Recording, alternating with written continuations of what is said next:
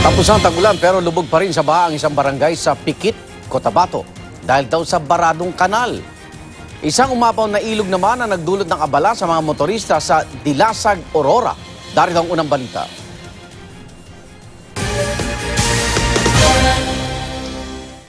Dahil sa ilang araw na pag-ulan, umapaw ang ilog na ito sa Dilasag, Aurora. Pahirapan sa pagtawid ang mga residente.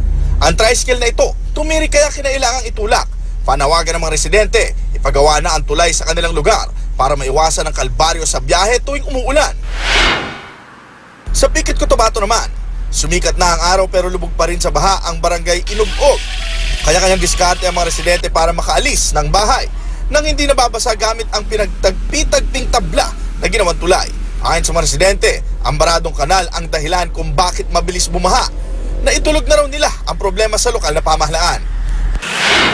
Hindi naman napigilan ng ulan ang magsasaka ng Bacara, Ilocos Norte. Kahit masama ang panahon, sinimulan na nila ang pagtatanim ng palay.